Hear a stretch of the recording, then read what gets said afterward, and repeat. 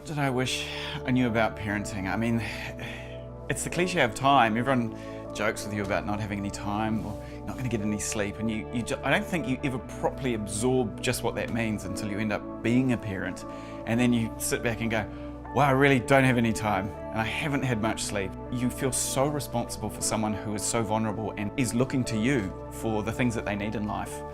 You know, when you become a parent for the first time, you're quite vulnerable yourselves because you don't know anything either, and so you just get overwhelmed with all of this information. You know, well-meaning people and books, piles of books start turning up and notes in them saying this is the only book you'll ever need. It's the little milestones that they don't tell you about. You know, you're aware that you're going to be there for crawling and first walking and first words and all of those big things, but there's 1,000 other little milestones that come along as well. You know, last week it was just Neve and I at home, and I was teaching her how to get off a couch because she didn't know, and she kept going head first, and I kept going, no, you got to get your little bum there and get your legs down and go on the ground and get off this way. And it took us a couple of days of just, no, here you go.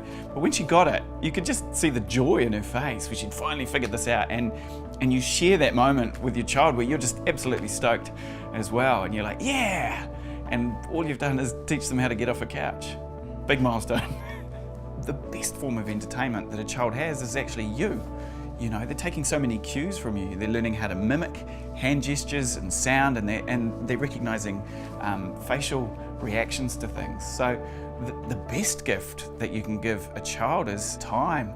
We set up the 9th floor in Parliament where Jacinda has her office we took over a staff room and made it into like a little creche. There is no one more popular on the 9th floor than Neve coming out of a lift, I can tell you that. The staff up there are just so happy to see her because they're on the journey as well. They've watched her become, you know, from a tiny little infant to someone who is now crawling, and you know, they're actually having to look around the office and go, oh, we better not leave that out there, and she'll pull things down off desks. And the other day she ate some papers that might have been slightly quite important.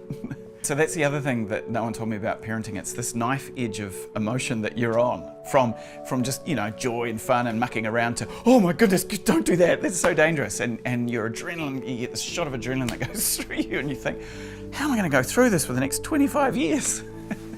The other thing that I wasn't aware of going into this wild ride was that you stop looking at the world through just your eyes, and you start looking at the world through their eyes and what future they're facing. We are in a really fortunate position where I get to spend time with Neve, and I know that not every group of parents, or solo parents especially, have that opportunity. So we know how lucky we are.